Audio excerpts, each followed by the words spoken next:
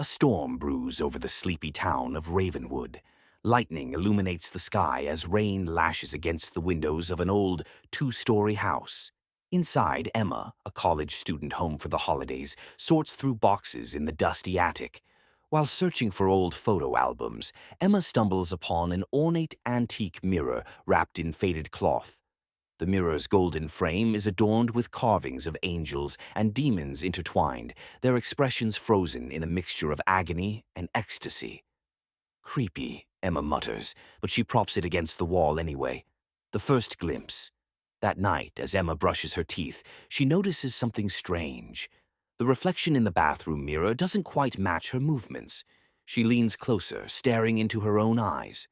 The reflection smiles, but Emma does not. She stumbles back, her toothbrush clattering into the sink. When she looks again, everything appears normal.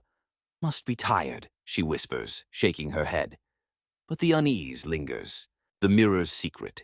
Over the next few days, the antique mirror in the attic starts to draw Emma's attention. She swears she hears whispers when she passes by, faint and unintelligible, like wind rustling through dead leaves. One night, unable to resist, Emma sits in front of the mirror. Her reflection stares back, but the room behind her in the glass is slightly different, darker, with shadows moving where there should be none. "Hello?" she says, her voice shaky. Her reflection tilts its head, grinning. Then it mouths words she can't hear. Suddenly, the whispers grow louder, filling the room. Emma backs away, but the reflection doesn't move.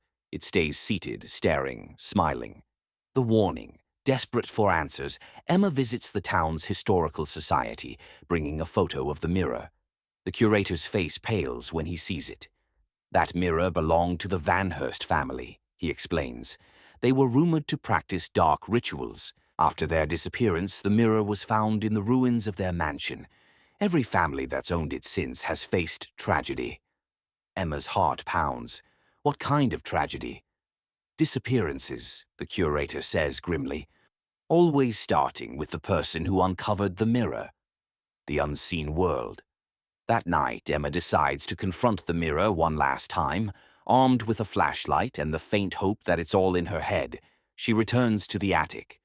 "Who are you?" she demands, standing in front of the mirror. The reflection's grin widens, and suddenly the glass begins to ripple like water. A pale, skeletal hand reaches out, clawing at the edges of the frame. Emma screams as the room around her warps and shifts. She finds herself in a dark, twisted version of her house. Shadows crawl along the walls, and the whispers become a cacophony of voices chanting her name. Her reflection steps out of the mirror, fully formed, but it's no longer human. Its eyes are empty voids, and its smile stretches impossibly wide. The escape Emma runs, dodging the shadowy figures that try to grab her. She remembers the curator's words. "The mirror feeds on fear. Don't let it consume."